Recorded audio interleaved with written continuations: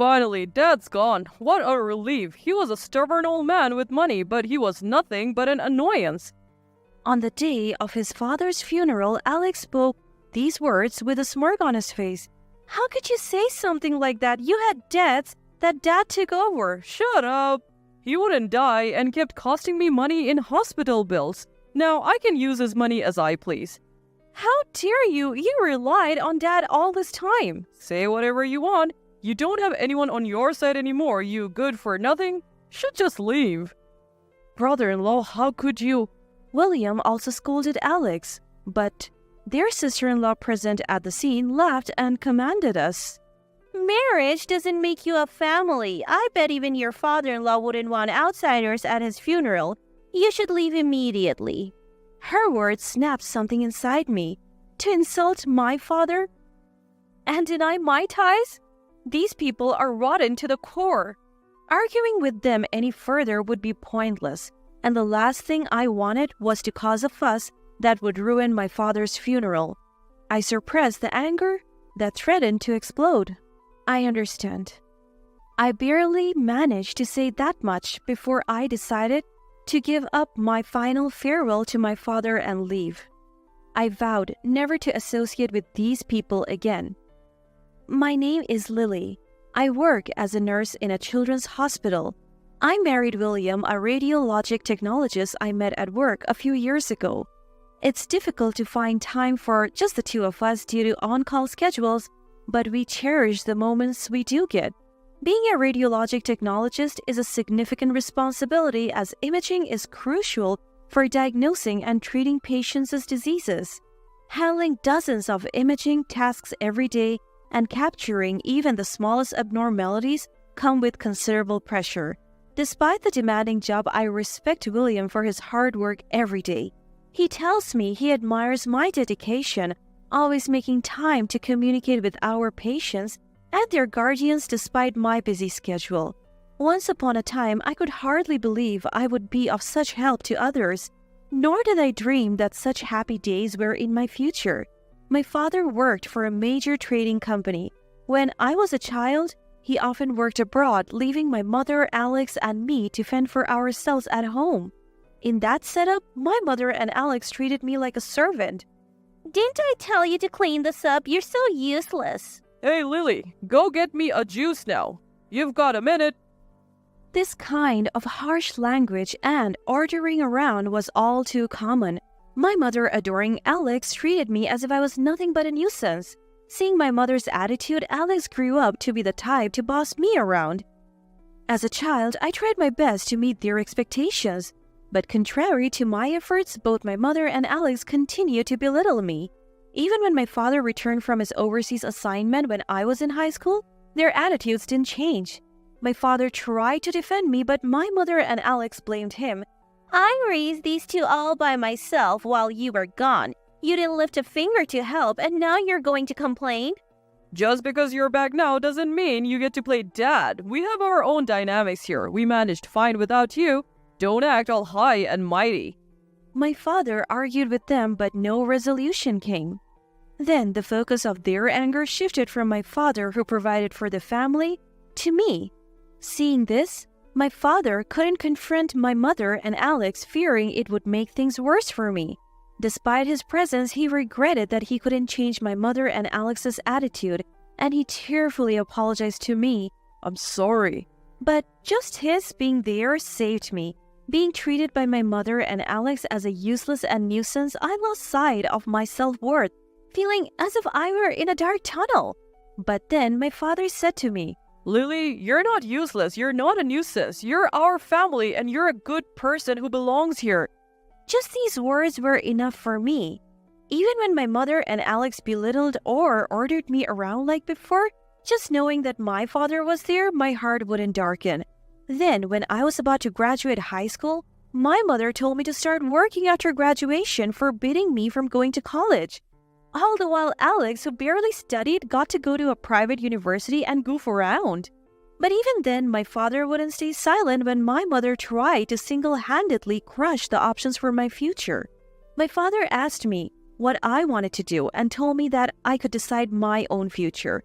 Having been at the beck and call of my mother and Alex for so long, I hadn't even thought about my future. But at this point, I seriously considered what I wanted to do. I wanted to do a job where I could be of help to people, so I decided I wanted to become a nurse. When I voiced my desire, my father secretly arranged for me to go to nursing school, paying the entrance fees and arranging a place for me to stay, all without my mother or Alex noticing. And so I was able to enroll in nursing school without a hitch. Since then, I have only returned home when my mother passed away. But even after I went to nursing school, I kept in touch with my father. When I secured my first job, passed my national exams, started dating William, and even when we decided to get married, my father was over the moon. He was as happy for me as if these were his own achievements. On the other hand, I was worried about him being all alone at home. But he insisted, I'm fine, really. brushing off any concerns I voiced. My father, who never showed any signs of weakness, mentioned one day on the phone that he was experiencing a bit of pain around his midsection.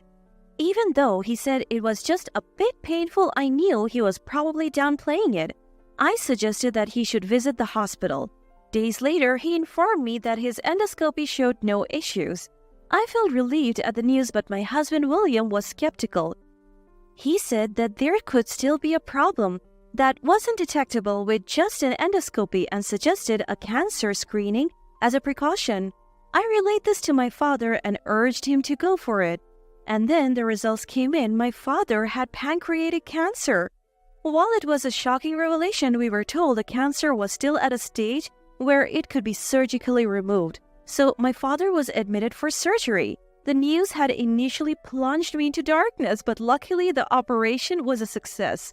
When William and I visited him in the hospital, although his fatigue was evident, he greeted us with a smile. Just as I started to feel a bit relieved at seeing my father looking better than expected, the door to his room swung open abruptly. There stood Alex and a woman. With a fleeting glance, Alex acknowledged our presence but barged into the room without a care. Get out, he said, tilting his chin towards the door as if we were in his way.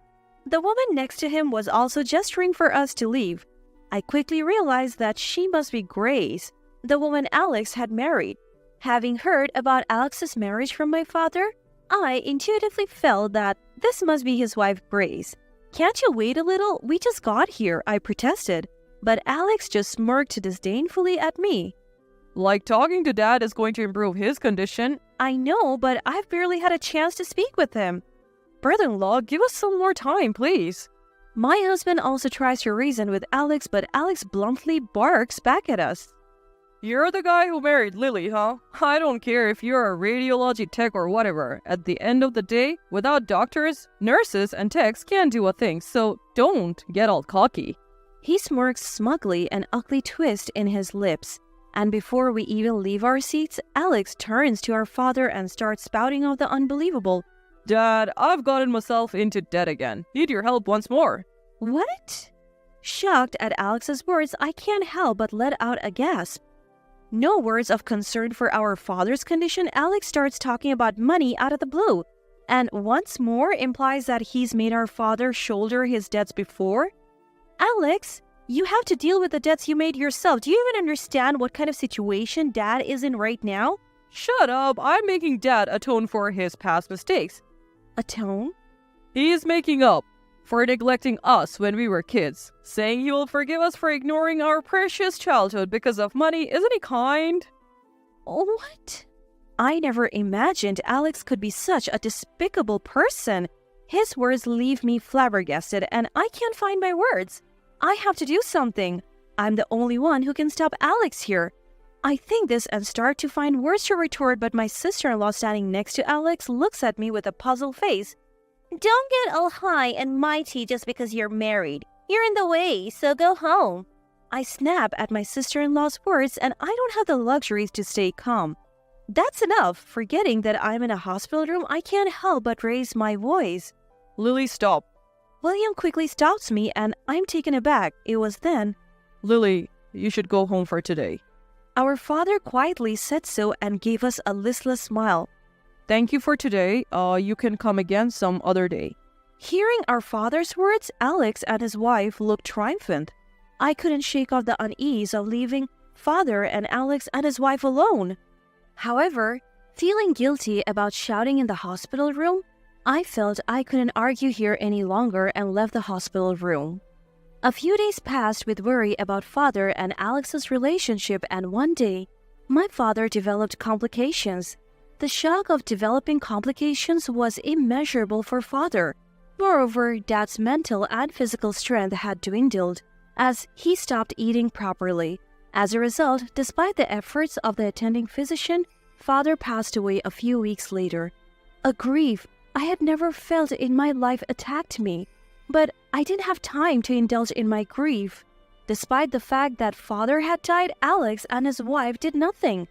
Therefore, all arrangements related to the funeral were undertaken by William and me. On the day of the funeral, while greeting the attendees and waiting for the funeral to begin, Alex, oblivious that this is a funeral, grinned broadly. I feel so relieved now that Dad is finally gone. He was stubborn and only cared about money, and he was a nuisance. What? Dad took on your debt and you still speak ill of him? Shut up. His medical bills were just too much, and now I can finally use his money as I please. How could you, after all you've taken from Dad? Say whatever you want. No one's on your side anymore, so get lost. My own brother-in-law, I can't believe this. Even as William defended me, our sister-in-law smirked and gestured us away. Married into the family doesn't mean you're actually part of it. I bet even your father-in-law wouldn't want outsiders sticking around. Go home. Hearing her words, something inside me snapped. To disrespect my father and to dismiss my connection to this family?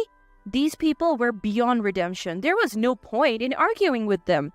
And the last thing I wanted was to disrupt Dad's funeral with a scene. I swallowed down my boiling anger. Fine. I forced the words out and decided to leave, giving up my final farewell with Dad. I vowed never to deal with these people again.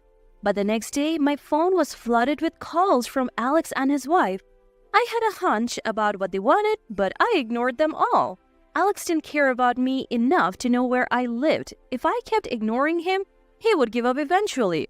Or so I thought, but Alex exceeded my expectations, hiring a detective to find me and showing up at my apartment. Hey, why aren't you answering your phone? We've been trying to reach you. Get out here. Do you know how much trouble we have had trying to find you? The moment they saw me, they started yelling, letting out their pent-up frustration. Before I could respond, they rattled off their grievances. Is that lawyer telling the truth that all of Dad's inheritance goes to you? That can't be right, can it? We're siblings, so the inheritance should be divided equally, right? If anything, you're the younger one, so you should get less. When I remained silent, Alex roared, Say something. It was funny how they were the ones who didn't give me a chance to speak. What the lawyer said is true. I was surprised when I found out too. No way. So you're saying you get all of Dad's $10 million? I won't accept that. Whether you accept it or not doesn't matter, Alex. This has already been decided. You think you can talk back to me? You've always been useless and you couldn't even help Dad when he needed it. You should just do as I say for the rest of your life. Alex was hell-bent on acquiring the inheritance by any means necessary, refusing to face the inconvenient reality, but his attempts were futile. After all, our father had expressly excluded Alex from the list of heirs. Whether Alex accepts it or not, it doesn't matter. This is already settled. No way. Lies? Alex, you made Dad pay off your gambling debts, calling it atonement. Plus, you used Dad's stockholder benefits without permission and sold its belongings. Also, Dad had taken measures to ensure that Alex could not inherit his property, citing insults from Alex and my sister-in-law among other reasons. What you guys did is enough to lose inheritance rights. Get it and leave. Don't ever show up in front of me again. Alex and his wife, who had been furiously screaming, seemed to finally grasp the reality as they listened to me. Proof of this was their faces turning ashen. Leaving them to their distress, I started to return to my room, but my sister-in-law pleaded with a voice similar to a scream. Wait, please share the inheritance with us. Even now, my sister-in-law begged for the inheritance when I shot her a cold look. She started babbling even without being asked. We thought we would get Dad's inheritance, so we bought a condominium in the Highlands. Huh? We borrowed money from a pretty risky source, thinking we could pay it back quickly. If we don't return it soon, the interest won't be a joke. Please share the inheritance with us. Apparently, not only did Alex and his wife buy a condominium in the Highlands, but after Dad passed away, they lived a life of luxury, gambling more than usual and splurging on brand goods. "That's not my problem," I said. Upon hearing this, Alex shouted in panic.